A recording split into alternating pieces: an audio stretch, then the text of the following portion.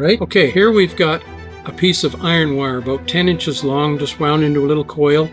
But iron is one of those wires that as it heats up, its resistance goes up, so it's kind of like self-regulating.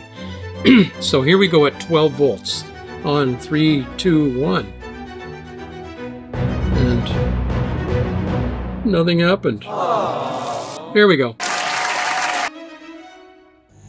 So it's found its stability here, and it'll stay like that. There's a fair bit of heat coming off it, but it's good at 12 volts. So now, without stopping, I'm going to go to 24 volts. And 3, 2, 1. And that's it. It's all gone. Couldn't take it.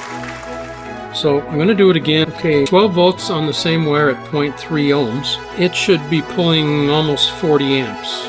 You won't see that. So now we've come up to a glow, and we're currently seeing about 7 amps instead of nearly 40, because the wire has heated up and its resistance has gone up. Now, carrying on, I'm going to 24 volts, and I expect we're going to fail. And here we go on 3, 2, 1.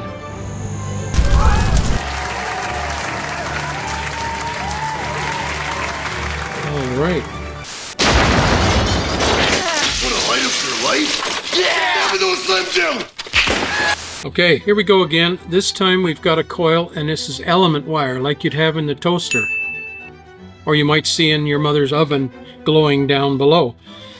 It's meant for this kind of duty, so we're going to run it on 12 volts and see what happens. So here we go, and 3, 2, 1, and we're on. We're showing amperage here. A little bit of smoke coming off it. It's heating up, but it's going to glow soon. Here it's coming up, and looking at it against some kind of a backdrop, we got a nice orange glow going on. We are pulling about 17 amps right now. So I'm quickly going to switch over and move the wire over here so I can run. I'm defeating the ammeter on this one because it can't take it. So here we go at 24 volts, 3, 2, 1, and there it is. Okay, really bright, but I think it's going to survive. But you can see it's remembering its shape and it's changing. And if it touches, it'll, there we go, failed. Those are dimmed down. And that's it.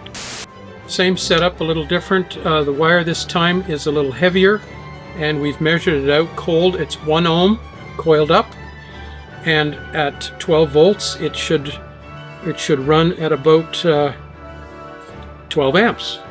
But we're going to run it at 24 because I want to see the needle go up, and as the coil heats up it should decay and drop down, which proves the resistance going up as the coil gets hot. So here we go at 3, 2, 1, connect, and it's heating up, and here comes the glow, and we're now pulling 20 amps instead of 24. So the resistance went up, it's feathering back in terms of the amperage.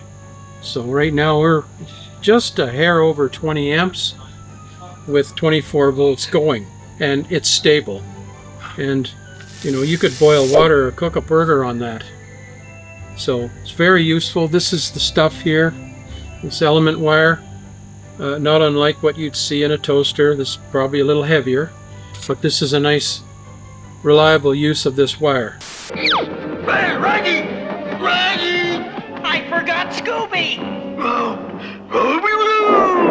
Frankenstein blunderbuss. So what's the story behind this gun? What's it made of? Wood, steel, aluminum.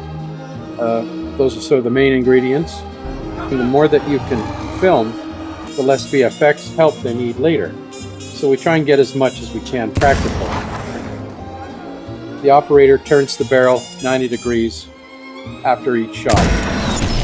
With 4 hammers on the gun, they're capable of sparking that initiates the ignition, The rotation made no sound. There was no clickety-clack. You just turned it and you felt the detemp. I fired it at least 100 times before it went to set. Now the gun didn't sound like a gun. It sounded like a potato gun. There was just this hollow, sort of a floop sound, and a flame came out almost 20 feet long. It was very positive when you were on target, but no sound. But they enhanced it. Well, the rotation was unusual because historically they did not. But this was a gun that was historical. There's collectors have them. There's pictures of it. It's not a new build. The same with a 50 cal. If we got a 50 cal, we've seen it before.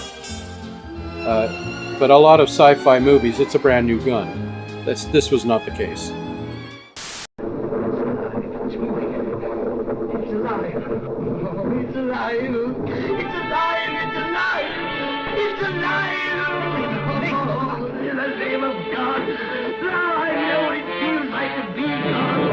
Alright, carrying on from our previous lessons, we've already established the effect of voltage on various appliances, and we've seen the amperage climbing as we add more light bulbs into the circuit, and the missing ingredient here is the resistance expressed in ohms. So on this table we have a whole bunch of resistors. Everything on this side is a variable resistor, which means it can be changed from one value to another.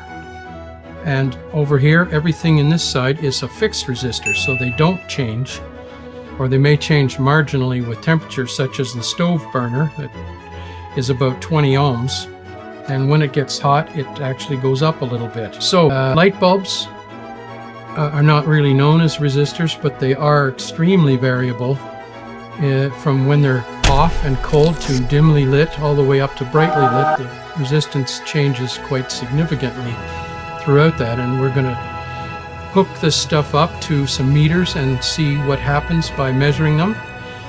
And we're going to start off with a simple resistor like this. This is an 18 ohm ceramic resistor, and we're going to hook it up in series, which is one behind the other, and we're going to have parallel. And in series, the 18 plus 18 is 36. However, when they're in parallel such as this, they divide. So you take the number 18 and you divide by how many, so it's 9. All right, okay. New setup here, we've got a light bulb hooked up to a 12-volt battery, and this is full voltage. We have voltage on here, we have amperage on here. Amperage wise, we're on a 1 amp, so we're half scale below. We're less than half an amp here.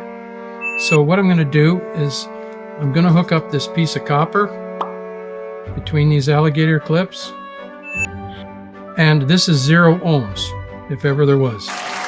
So what we're going to do is we're going to start adding some ohms in here. This one here, 18 ohms in parallel makes 9. So hooking that up, the bulb's dimmer. There it is with it out, and that's